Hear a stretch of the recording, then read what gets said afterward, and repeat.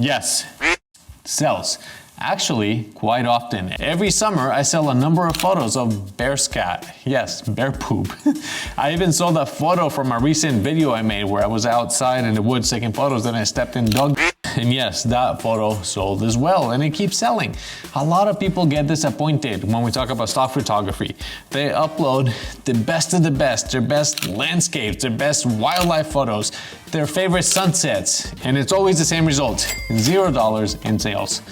Then someone like me shows up and uploads a photo of trash in the woods or literally poop, and that sells. See, there's a big misunderstanding about stock photography.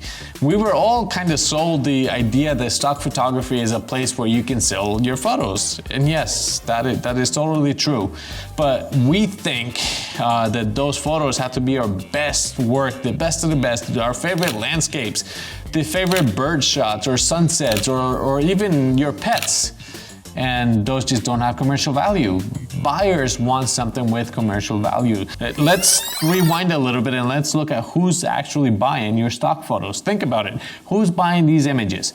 Advertisers. So that's your billboards, your print ads, digital ads, social media ads, advertisers. Next one will be bloggers and website owners. We need to fill our websites with pictures. Online news agencies or magazines, they both do print and online. Then you have your marketing agencies and your small businesses that are trying to build their own websites. There's also app developers, educational publishers, YouTubers, and content creators. We all need content. I make my own because that's kind of what I do, but other people are gonna buy that. Then there's tourism boards and travel companies. Anyway, you can see that there's a lot of people buying these photos. Most of these buyers are not looking for art. Sometimes they are, but that's rare.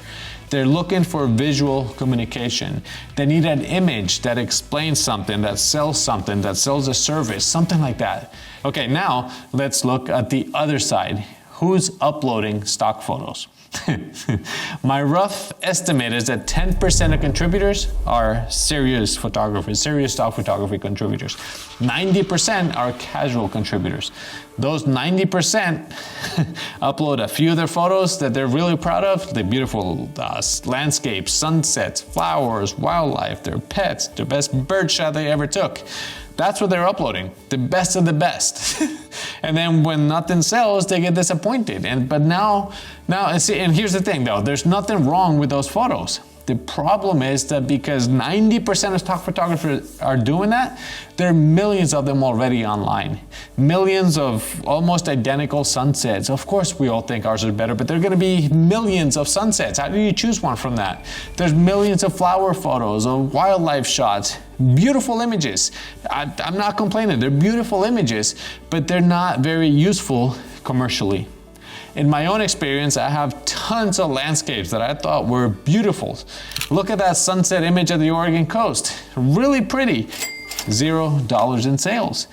The same landscape, but this time with a tow truck loading the Jeep up, and that one sold a ton. It paid for the tow truck and then some.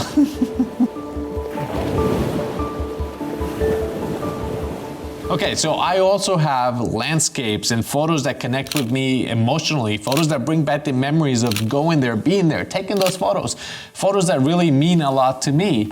And those photos have never sold and probably never will. But yet, I upload a photo of me holding a bunch of cables, and that's one of my new bestsellers. Same thing with the dirty dryer vent. Those are useful photos where the landscape is just not that useful. Am I making any sense here?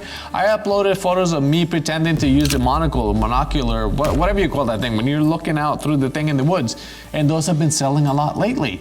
A photo of me taking a picture with my phone. Also sold because it's a commercial photo. It has commercial value as selling a product. But my favorite sunset, nothing. Crickets. Hold on, let's rewind and do it again. My favorite sunset, that's better. Okay. Stock photography has never been about aesthetics. It's about usage. How can somebody use that photo? Here's an example. I have beautiful snowy photos, a beautiful landscape, snow, covered trees, everything just looks gorgeous. And that photo will probably never sell. A whole bunch of those photos will probably never sell because the market is flooded with better photos. Now, that same day that I did that photograph, I took photos of cars driving in the snow or a snowplow clearing the road. And those photos sell every winter. Every time somebody in the news says, ooh, we're expecting 1 to 3 inches of snow, it's the end of the world, go shopping now, go do your things because we're gonna be stuck at home with 2 inches of snow. Those photos start selling like crazy. Not because the news is exaggerated, but because they need a visual. They don't need a masterpiece, they literally just want a visual to represent their story. Even when they only say a dusting of snow and you have my plow plowing a whole bunch of snow, it doesn't matter, it tells a story. They just want something that illustrates their narrative, the story they want to tell. My best-selling category, my literally best-selling category forever has always been cocktail photos. They're easy to make, they're incredibly useful because bars and restaurants need them. They need to advertise. Bloggers use them in different recipes, or magazines are using them in articles. Even mocktails are trending now, the fake alcoholic drinks, because the younger generations are drinking a lot less. Probably because us millennials set the alcohol bar way too high. And if I had a microphone here right now, I'd be dropping it. The truth is that if you want to sell stock photos, you have to shoot what buyers need, not just what you want to photograph, but what somebody needs. I fell into this trap too. I had thousands of photos, probably 20,000 photos or better, that will never sell. But the photos that did sell, the ones that do continue to sell, are the weird ones, the boring ones, the ugly ones. They made me a ton of money and they continue to sell today. To everybody out there saying that stock photography is dead, by the way, if you're one of those or you hear people saying that stock photography is dead, AI is taking over, this is the end, there's no worth of it, whatever, great, you can quit now. That just leaves more room for the rest of us who are still taking stock photography seriously and making sales every day. Now, here's the thing, why do ugly photos sell? Let's look at a made-up example, and I haven't had this situation to take these photos, but let's look at this. Here's an idea for you if you had this situation. What has more commercial values? The perfect, beautiful home or a house with the paint peeling off the walls? Let me know in the comments what you think. See, the beautiful house might sell once to a real estate agent. And that's a hard maybe because they already have tons of professional photos from previous listings.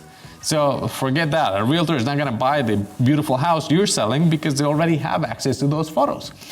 The peeling paint photo, that can be used by paint brands, painting services, contractors that want to remodel and redo your house, or home renovation companies, property management companies, who else could use those photos? Insurance companies, cleaning services, do-it-yourself blogs. Is this making sense? Suddenly, that ugly photo has 10 times more buyers than the beautiful house out there. That's why we keep saying here in the channel that the ugly sells. People need examples of problems so they can show you how to fix them with their product. Now, one last example. You see that lamp back there? I recently just bought that lamp.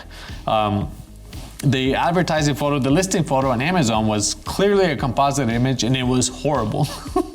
I mean, the photo itself was beautiful. It was a mom holding her daughter. They were reading a bedtime story, whatever.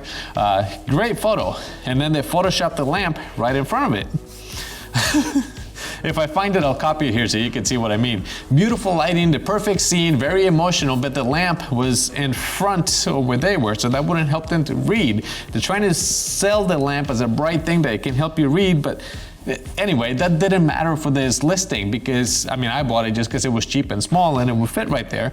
But they're trying to sell it as a reading lamp, but they put it in front of the thing and there's, anyway.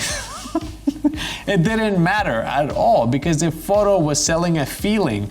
It was selling comfort, warmth, family. That emotional connection is what sells the product.